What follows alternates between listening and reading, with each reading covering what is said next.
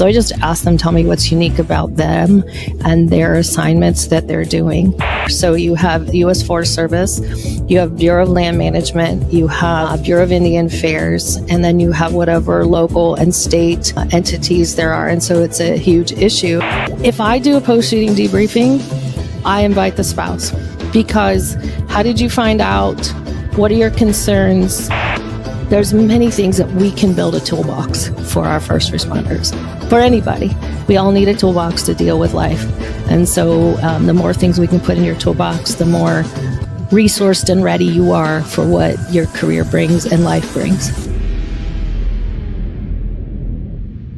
This episode is made possible by the First Responder Center for Excellence. Discover more at firstrespondercenter.org and connect with us on X, Facebook, LinkedIn, Instagram, and YouTube.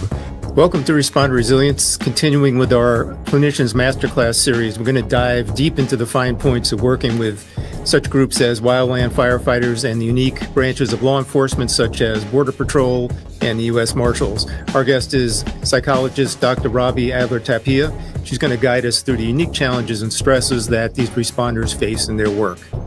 We invite you to like and subscribe YouTube, Responder Resilience, Facebook, Responder Wellness Inc., and Responder TV, Apple Podcasts, Spotify, LinkedIn, and go to our website, respondertv.com, for past episodes and guest information. We'll be right back to speak with Dr. Robbie after this. In this family, more of us die by our own hands than by the hazards of the job. In this family, up to a quarter of 911 telecommunicators have symptoms of post-traumatic stress. In this family, our mental health and wellness are in crisis, while responders are quietly suffering. In this family, many struggle with job-related stress, burnout, moral injury, sleep disruptions, substance abuse, and relationship problems. In this family, we can help the helpers. With vital information and resources, resilient strategies, and success stories of overcoming the obstacles. In this family, no one is alone. Welcome to Responder Resilience with co-hosts retired Lieutenant David Dashinger, Dr. Stacy Raymond, and Bonnie Rumley, LCSW, EMTB.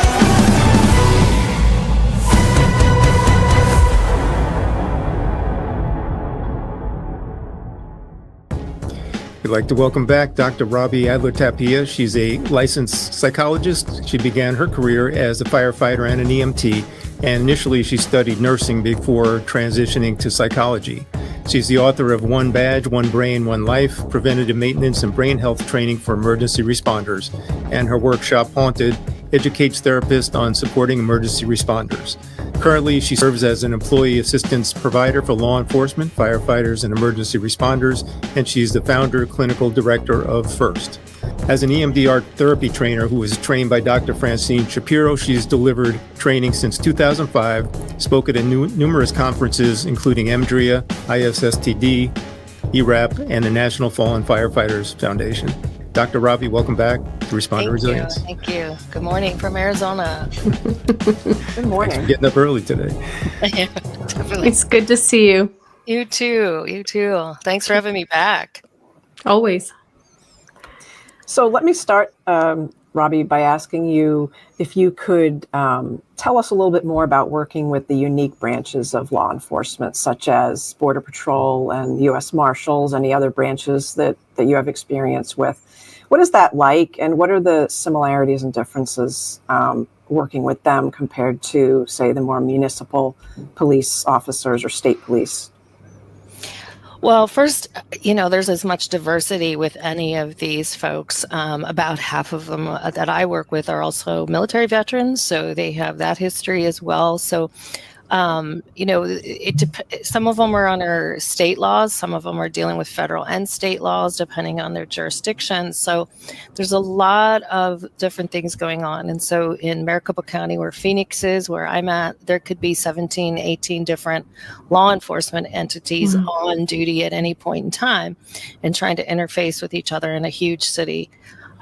So we have that. So have in Arizona such diversity we have quite a few different reservations that have their own statutes, and so they cross over with that. So county sheriff's departments.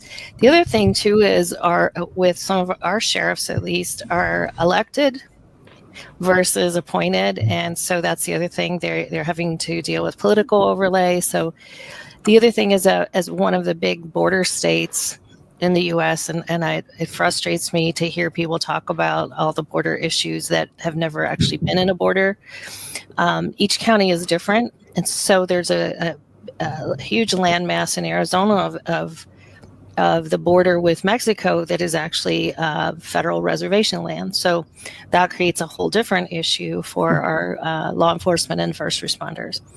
We are also very remote in many areas that are difficult to get to. So with the U.S. Marshals, there's just such diversity. It depends on what task force they're assigned to. It depends on what their role is and what different roles they've had in their careers. Our Border Patrol agents, I happen to have family members who are Border Patrol agents, and they have different assignments. Some of them are drug interdictionists. They have drug dogs that they're checking as all these cars cross the borders. The number of vehicles coming across the borders and trucks bringing produce and supplies is incredible. So it's a huge challenge for them. And they usually live very remotely. Now, there are some small cities, but most of them live remote, so sometimes they're away from their family. So with those different law enforcement entities, it's really having the client tell you what their experience is in law enforcement. I never assume just because I've worked with other Border Patrol agents or other different law enforcement in that agency or organization that I know. So I just ask them, tell me what's unique about them and their assignments that they're doing. We have interagency task force too, quite a few of those. So you might have DEA, Sheriff's Department, local law enforcement, state law enforcement. We just had a huge task force here because of being a border state. They're stealing four-wheel drive vehicles, so huge cartel ring. So the risk to them, because some of them are undercover. I work quite a few undercover agents with the different agencies, and so nobody even talks about that, about being undercover and what's that like for them. So with all those different types of practices, if you will, it's important to just ask them, what's it like for you? What have you done before? What's the parade of faces of the calls that haunt you the most, if you ever get them in your office? I think they're much less likely to show up in our offices than maybe more, unless they're voluntold to come, then come to our offices. So we might see them when we're dispatched to some kind of CSM debriefing or something like that, but it's not a common thing to have them, for me at least. We do have a huge issue with suicide rates for our Border Patrol agents right now.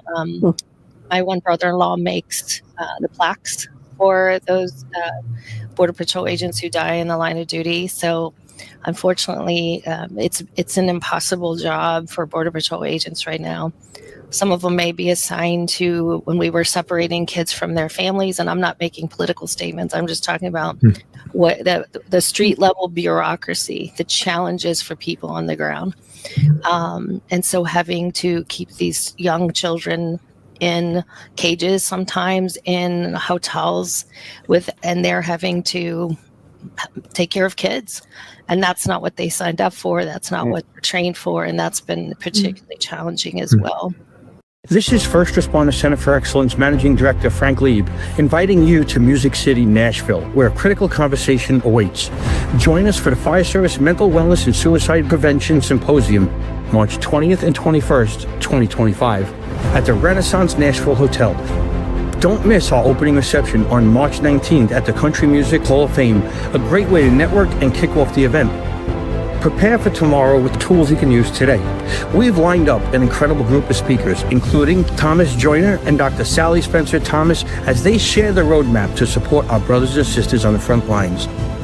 Let's make mental wellness a priority and learn effective, evidence-based strategies from the best in the field. Let's come together and tackle the critical issue of suicide and public safety. Your journey towards better mental health starts in Nashville. Spots are limited, so be sure to reserve your place now at firstrespondercenter.org/events.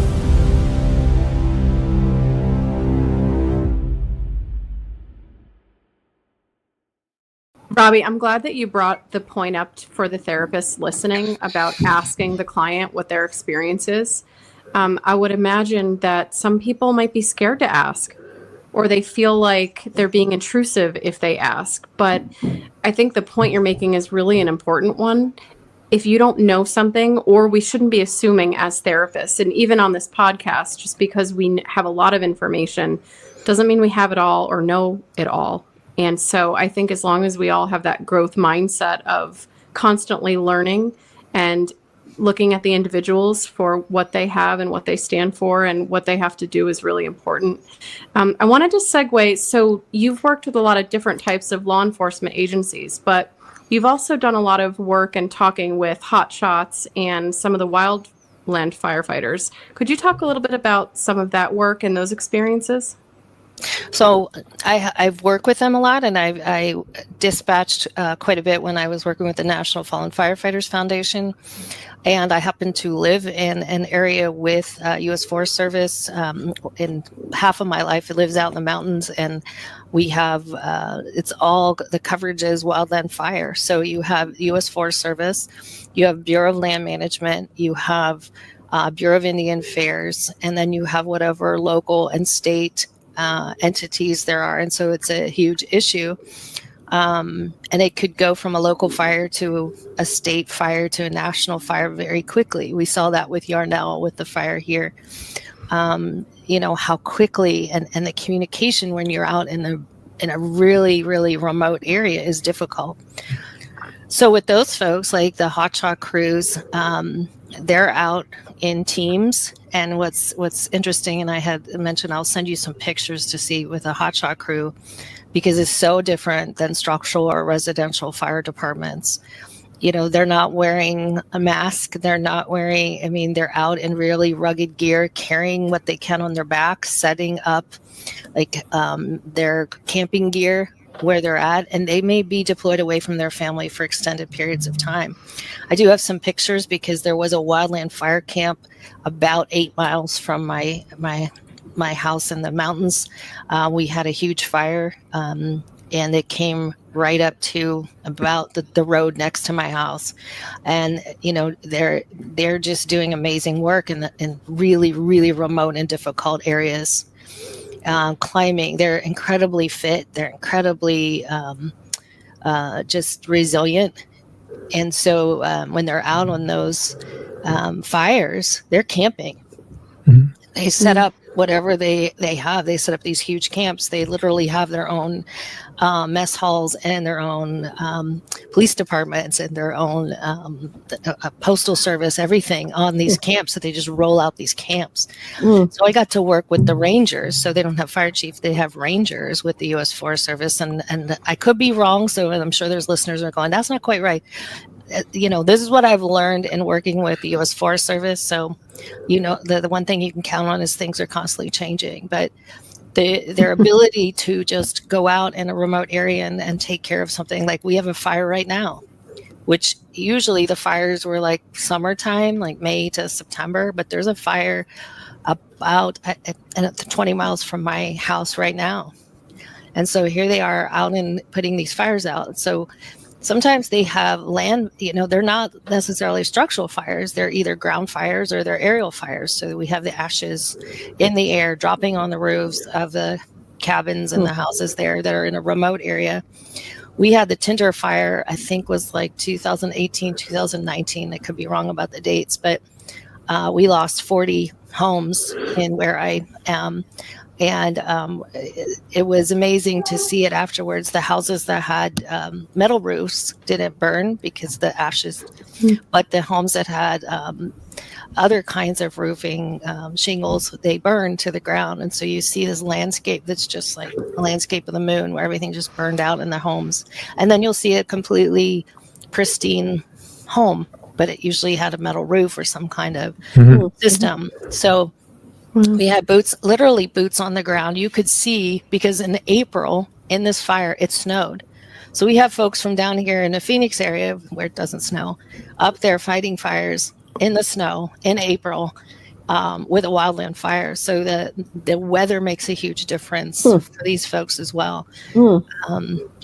So if you're interested in it, I encourage people. The U.S. Forest Service puts out these reports called lessons learned. And I actually learned a lot from reading those documents of lessons learned, because they take in human factor, they take in the weather, they take in so many different pieces that I never thought of as a structural firefighter in a town, right? The other thing to think about is their water sources. I remember having to get water sources from creeks and ponds and having those pumps, but these guys are out where there's not water sources. So they're either having to backburn fires or they're having out with their axes and their equipment. They're just amazing. They really are amazing. And then we also have aerial firefighters, which I've had the opportunity to work with some of those. We weren't counting them in any of our national services as firefighters. So they were considered contractors. I got to visit Missoula, Montana, and go into the Neptune, which is the company that fits all of the huge planes to dump the Surrey. That was really cool, but they weren't counting those folks in the air as firefighters. But some of them were. And so decisions about how to drop the Surrey, where to drop the Surrey. I mean, they're flying these huge planes 30 yards above the canopy. What amazing, amazing humans to be able to fly those planes that way. So we have the search and rescue, we have aerial firefighters, we have firefighters on the ground. So coming at it from all different kind of directions to try to control those wildland fires. Just in that one area, there's so much going on, right? That unless you have that in your geographical area, you'd never know this actually exists or that there's so much to it. So thanks for shedding a light on that. I want to shift gears a little bit and talk about first that words matter or terminology matters, but also this seems to be some controversy about the critical incident stress debriefing, whether it is actually effective or not. Can you speak to that and just help us understand, in your view, is it effective, and how is the terminology important? That's a lot to unpack, but I'll do my best. So I got trained in CISD in 1984. I happened to, in my master's internship, work with someone who was my supervisor, and so we got trained and we dispatched locally, and then we dispatched with FEMA. And I think when I'm doing some research right now, as I'm doing an update on my book about the history of CISD and then CISM. So we saw that come in. Everly and Mitchell started these debriefings, which you needed to be trained and you needed to practice. And so then, as we realized just debriefing was insufficient, they expanded it and they added this whole process of CISM, critical incident stress management, and we see a lot of versions of it. So ICISF has the CISM, Everly and Mitchell. And when I look at what people call research, I haven't seen any studies that are really truly research. Everly and Mitchell are coming out with some new stuff right now. I pulled up some articles over the last couple of years to reference them. But what I saw was, I'm a firefighter EMT now, being trained as a therapist back in 1982, 83. And I saw just people either deploying CISD with no training, no clinical training, no training in CISD. And then what we saw was, of course, the suspicion of mental health, right? There was not that acceptance. We didn't even have the diagnosis of PTSD until 1980. And then it didn't apply to anybody but military folks who saw combat and rape victims, and not even kids. So understanding the history of that is really important for people, because here were Everly and Mitchell coming out with this amazing stuff, but we weren't able to even diagnose our first responders with PTSD. Right. So as that unfolded, people were trying to do these debriefings. I ran debriefings, local debriefings, debriefings for FEMA when people would come back from deployment, like we have right now with the storms and Helene and all of that. And they were really powerful, but we were therapists and we collaborated with peer support. So when you had a trained team, I think it deployed a lot better. I haven't seen any research that looks at the qualifications of the people deploying the services, right? What did they do? What was their training? And so you really need those variables to be documented in your methodology of any research study. Most people just read a couple sentences in the conclusion, but they don't look at how was the study done. I do a lot of research, so I'm trained as a scientist practitioner. And so reading the methodology, I can't find any that really looked at who deployed it, how did they deploy it, and what really happened. So we have a lot of anecdotal data. I looked at some of the people who are against it. I've seen letters to the editor. I've seen opinion pieces. I've seen all of that, but that is not research. So when they went and realized we needed pre-incident training, incident response, and post-incident follow-up, that became much more effective. So if we trained together and the employees felt supported and they knew what we were going to do, it looked a lot better. So then we had the FBI looked at bringing it in-house. They started the PCIS, post-critical incident seminars, and started doing that. We have those going on around the country, some states more than other states with PCIS. But those are run by the trained CSM peer support. They're not run by clinicians. My understanding of my training was we work collaboratively. Mental health and peer support worked as a team. But we saw a lot of people pushing mental health out. We also saw what I see here is doing a debriefing and just pulling it out of nowhere, especially if we have a use of force incident in law enforcement, is a dangerous situation, right? We have to look at what's going on. We have a litigious society. So if we're doing at the department with peer support, we have no protection for those people participating. So I tell people, we now have both group and individual. So you have GRIN, so CISM GRIN. There are times when you really don't need to be doing a group process with that because you have so many forensic or legal overlay of that.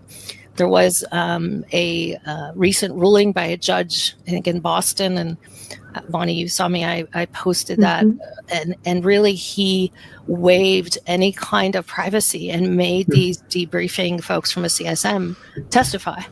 So looking at what your state statutes are, looking at what rulings are there, and just being really careful.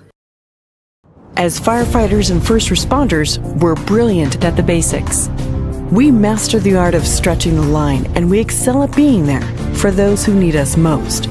Yet even the best of us can be caught off guard. We sometimes face unexpected challenges like injury, cancer, or post-traumatic stress symptoms. But you're not alone. The First Responder Center for Excellence is here to equip you with the tools and resources you need to stay informed and prepared. We help you focus on staying strong, safe, fit, and resilient.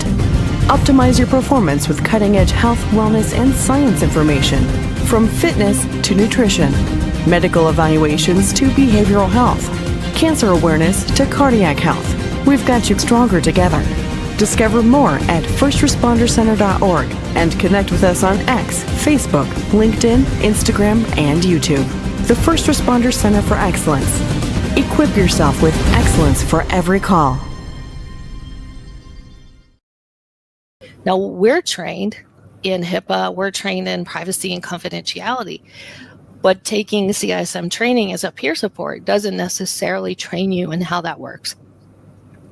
So are you doing the deployment of whatever you're doing? Have you done training? Are you deploying a debriefing, which are diffusing? What exactly are you deploying, and where are you doing it, and who's doing it? Those are the questions that need to be asked, because if it's deployed by somebody who took a training but never used it, they're going to be fumbling around, right? It's supposed to be a collaboration, mental health and peer support, and we're all trained and we practice together before we deploy it. I've gone in places just to be like the mental health support for teams deploying CSM, and they've trained, they have a team, they have great intentions, but they've never practiced. And I think that's the thing that we have to look at is you need practice. It's not something you can just read a book and go do it and be successful. So in all fairness to CISM, what's the training? What have you done? How much have you practiced? Who's doing it? None of those questions are looked at consistently in any research. Interesting. So it's more anecdotal. It's how people feel about, okay, I was told to go to one and this is how I felt. So I don't think it works. Yeah, or someone has a bad experience and tells all their friends how bad the process is, whereas it may have just been the experience and exactly. And he was running. Right. I think those the are... other, can I add to that? Sorry, Yeah, Bonnie, I please. cut you off. Is it depends on your command. How much support do you have from command? Is it being used as support, or is it being used to collect data to report out to command? And there has to be trust with command. And it only takes one incident, like you said, where everybody talks to everybody else and they say, you know, we were told to say what happened, or worse, we have command attend the debriefing or the diffusing, and then nobody, you know, it's like, yeah, they're just here to spy on us. So it depends on how much they feel supported, how much administrative institutional betrayal trauma has happened in that agency, department, organization. So it really, there's a lot of variables to it. You know, the other thing too is before going into a department, we've all learned it's really important to ask what the setup is and what the dynamics are behind the scenes there. You know, is it a department that trusts their command staff and their command staff is truly looking to support them and care for them? Or is it more of a punitive system where anything they can get will and can be used against them in terms of getting support? So I think there are a lot of questions that clinicians can think about asking and should be okay with asking, because the more you know going in, I think the better prepared you are for the dynamics that also can unfold in the room in front of us. Absolutely. That's a kind of an article I wrote that looks at what's our fiduciary responsibility. And for me, it was lessons learned.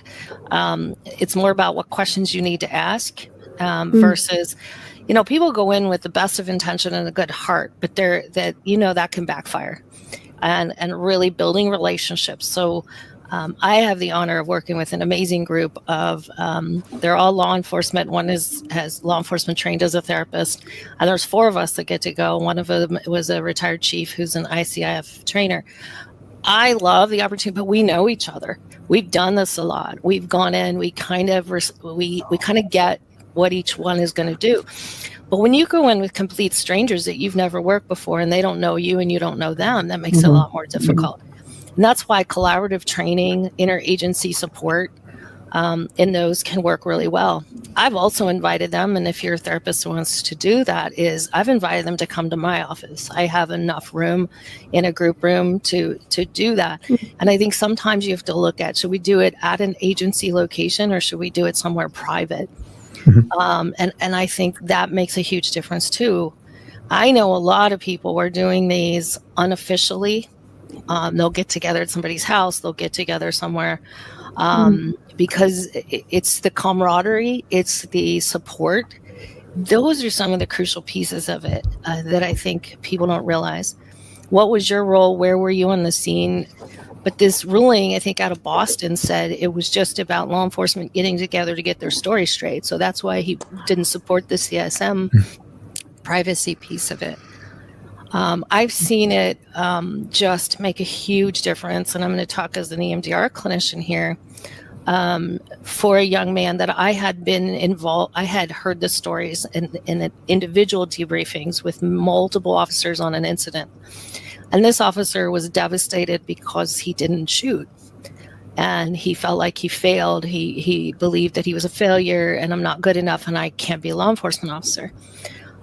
So knowing more of the story from different pieces that I had been involved in debriefings, and also my force science training, I asked him a simple question in EMDR: what was your backdrop?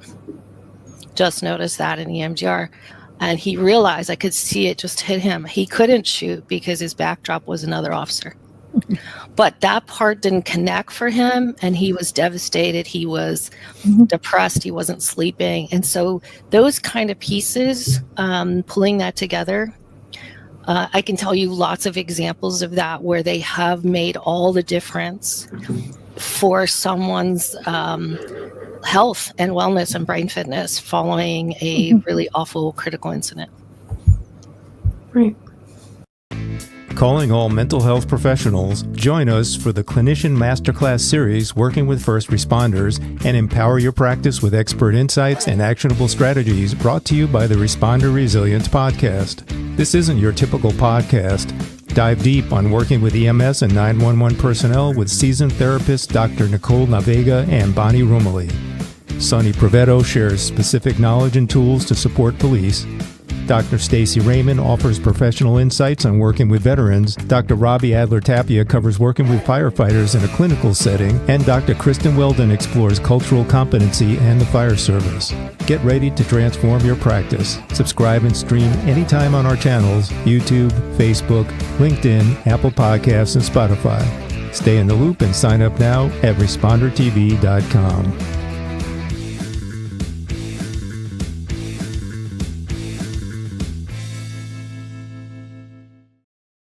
Can you pivot a little bit, Robbie? And, a lot of therapists are looking for some quick, useful techniques to calm the central nervous system down. I know there's a lot of vagus nerve stimulation, use of EMDR, breathing, lots of things. Do you have a few in your toolbox that you like to recommend? Absolutely. In fact, one of the ones that people respond to the best is I give out paracord bracelets. You can buy bags of them on, and this is does not require a clinician to do this. We're doing it in classrooms, we're doing it in groups. So paracord bracelets, you can either get the single strand ones, like on Amazon, there's bags of 260 for a little bit of nothing, or you can actually get the ones that are braided. So the paracord bracelets are something you can wear pretty much in any assignment you're in, and we put an aroma on it. So we're hitting all the senses. We got the paracord bracelet, we put an aroma on, and we let them pick the smell, and then we install with square breathing, moving their eyes and smelling this paracord bracelet. So you can wear that paracord bracelet and just wipe it past. Nobody even knows you're smelling the aroma. The aroma is the fastest way to calm down your brain, to get that calming effect, because that olfactory sense is a way that tells you whether something's safe or dangerous. And so they love that. I get so much feedback from people saying, I taught this paracord bracelet thing with the aroma, square breathing, and then we add a cue word. And once you practice that one's incredible. So they can have it with them all the time. They can practice using it to help calm that nervous system. The other one, there's a YouTube video called Nature's EMDR for Racing Thoughts. On that one, it has the water that goes alternating auditory. And so it clicks back and forth. That's another one that people really love. So I have low tech to high tech. There's a lot of high tech stuff. There's a lot of new, whether it's EM Wave or HeartMath or just so many different, more high tech kind of things, neurofeedback. But you can go as simple as a thermometer, where you teach people to increase their body temperature by meditation, or an aroma and a paracord bracelet. So those are some of the simplest things anybody can do anywhere. If you are a peer support person, if you are working with these folks at all, carry some, take some mints. Most of my peer support guys will carry pockets of mints. So you smell it, you taste it, you do the square breathing, and it calms the nervous system. So I have a whole bucket of those Bob's Big Boy, melt in your mouth mints. And when we run a group, the folks that are trained, you'll just see mints start flying across the room. They're throwing them at everybody, and they'll eat them, smell it, taste it, square breathing, and really calm down that nervous system. So those were really fast. There's a whole bunch of them, but I like when our peer support folks have those tools themselves. I have some folks that are voluntarily giving me a fidget spinner too. So there's fidget rings. There's all kinds of things that they can, the fidget rings, I see them, they'll sit and fidget on their finger. There's many things that we can build a toolbox for our first responders, for anybody. We all need a toolbox to deal with life. And so the more things we can put in your toolbox, the more resourced and ready you are for what your career brings and life brings.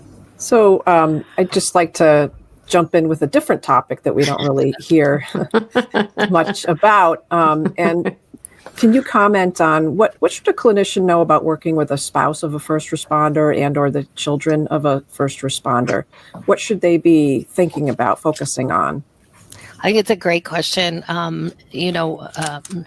Working with spouses is such a huge thing. First of all, is the spouse themselves some kind of first responder? So we look at that piece. We tend to see first responders marry first responders, whether it's nurses or social workers, or so looking at that spouse. That's a great question and a very, very broad question as well. So just looking at were they married before this person went in, or they both went in, or did they get married after this person? One of the things I see is sometimes with spouses, they marry a hero. They marry their hero. And then if their hero gets injured in the line of duty and needs help, they're not able to reciprocate.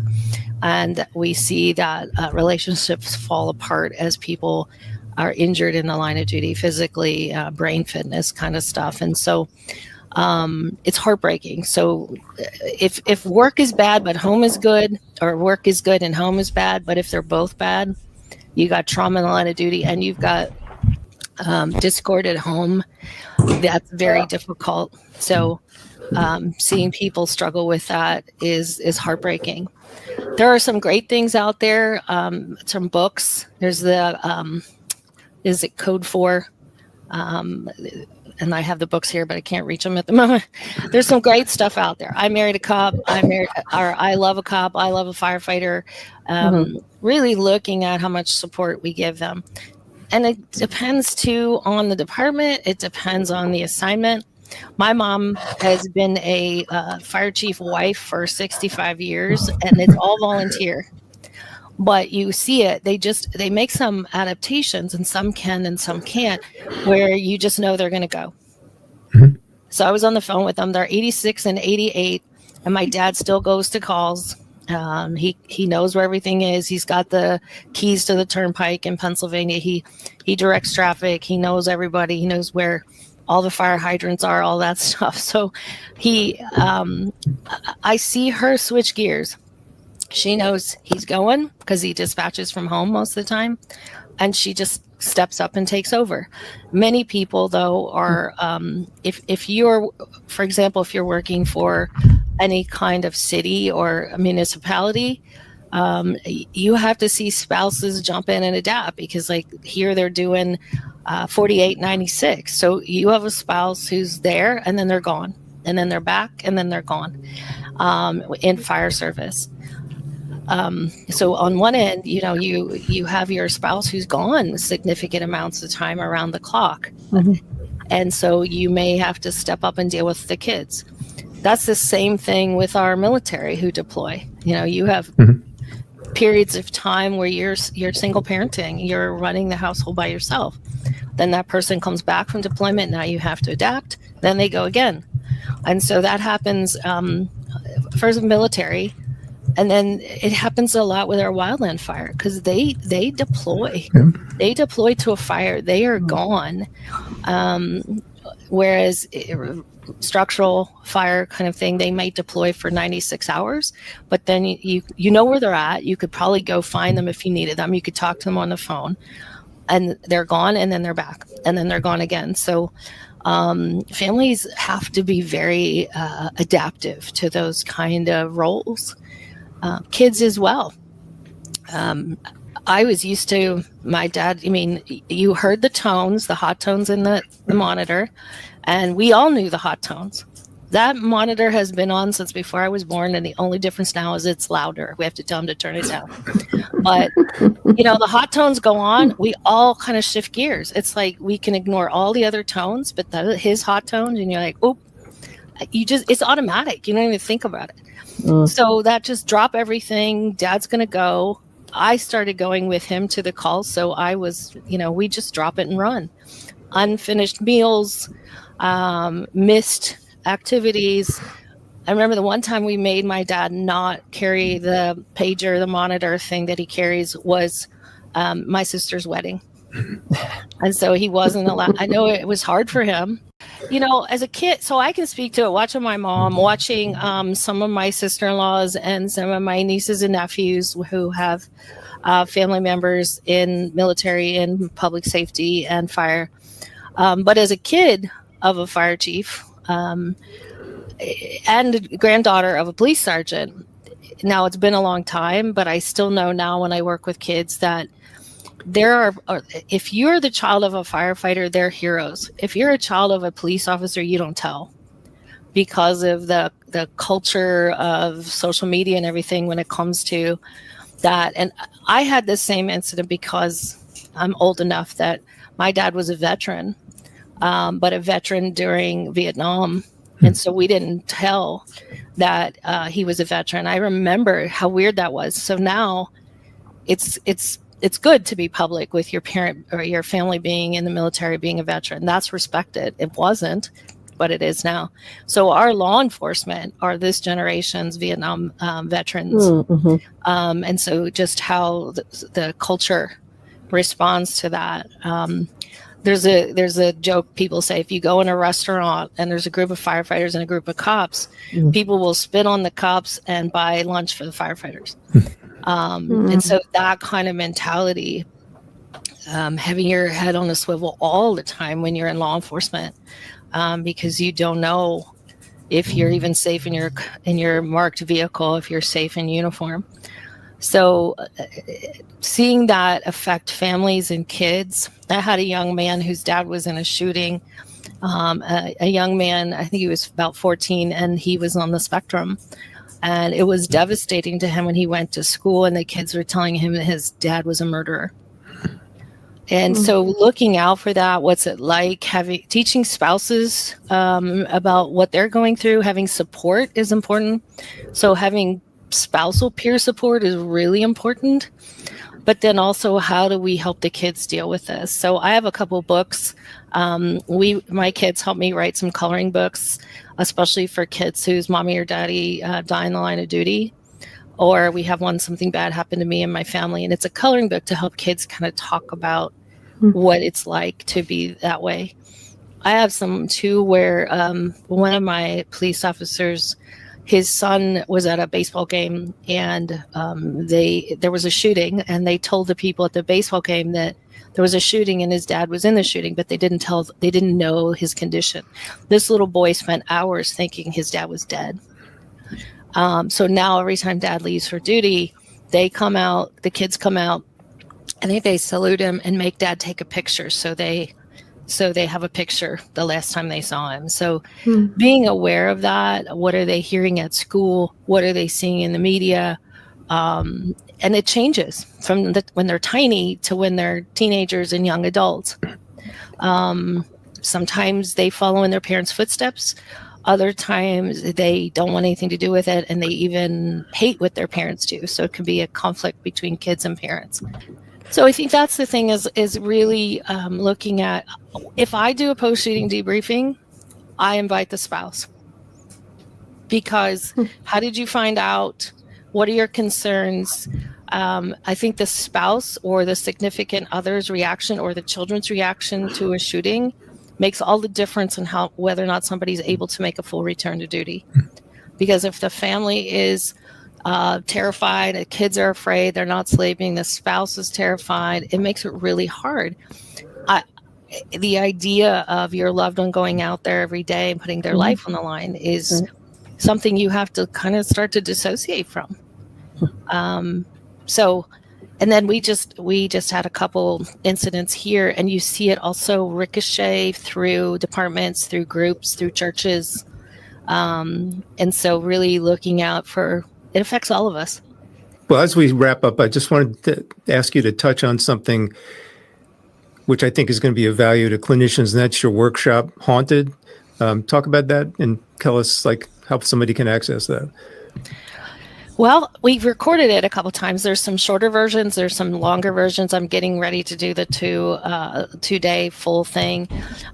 So to access it, I'll give you some of the links for that. Haunted is based on a chapter I wrote. It's about the parade of faces, the calls that haunt you in the line of duty, and how to use that in case conceptualization with EMDR therapy as we identify targets for trauma reprocessing. And then with my book, One Badge, One Brain, One Life. And so I've integrated in that book the haunted piece. So looking at the calls that haunt you, I hear all the time that people say, I'll never unsee that. I'll never get over that. And for us as mental health professionals is to say, maybe, but would you like to try? Would you like to try this crazy eye moving thing called EMDR, because it can reduce the frequency, duration, intensity of your symptoms, and even have you come to a place of peace with those calls that you just haunt you, that in that parade of faces. So the book, the chapter is free online. I can give you that link as well. My one chapter is free, and I post it all the time for people. Sure. And then the courses are recorded in a couple places, and we're getting ready to do a new one that will be the full 2-day course. So thanks for asking about that. There are not enough of us to go around for the need that's out there. So that's my goal, is to make sure that our first responders, our heroes, have access to competent care. And you guys do a lot with what you're doing with this podcast. So thank you for that. You mentioned way earlier, articles that you've had published. And so can you share with us where people can find you in general, and then where they might be able to find some of those articles you were referencing? The one article I wrote that looks at lessons learned, it's questions we should ask as therapists, and looks at our fiduciary responsibility, especially to this population. Okay. My website is very simple, drrobbie.org. So just drrobbie.org. And I try to post stuff there, the trainings, just to help people, especially those of us, as all of us on this, we have a passion to care for the people that keep us safe. And making sure that we have people who are able to be culturally competent and connect, because we've all heard of people who've gone to see a therapist and it just like CISM, they one bad incident and then they don't want anything to do with us. And so that's always a challenge for us, to be able to build bridges and trust with these folks. So just to what I can do to help, and I'm happy to share that with folks. Thank you. Bonnie, Stacy, final thoughts? Well, I just want to thank you, Robbie, on behalf of myself, Stacy, David, and the Fairfield County Trauma Response Team. You're someone that we look up to. You've done a lot of work with our group to help us be more culturally competent, and so we're really, really grateful for that work, Robbie. And we know we can always call you and ask for advice or opinions, and that means the world. Well, thanks. I love that I get to do this, and I have really getting to know all of you in different ways, and having those experiences has been incredible. So there's so many incredible people out there, and that's part of what fills my heart and soul is seeing how many people out there are doing the work that we're all doing. So Thank you again. Happy holidays, everybody. And you too. Happy holidays. Dr. Robbie, from all of us, thank you so much for coming back and sharing even more of your deep experience, wisdom, and skill set. And I'm sure it's going to benefit not only clinicians, but I think first responders and spouses and families, to help them better understand the landscape of the challenges that we're facing as a profession. So thanks so much for sharing your time with us today. Thank you. Have a good day, everybody. Remember to like and subscribe: YouTube, Responder Resilience, Facebook, Responder Wellness Inc., and Responder TV, LinkedIn, Apple Podcasts, Spotify, and go to our website, respondertv.com, for past episodes and guest information. Till the next time, stay safe, be kind to yourself. Take care.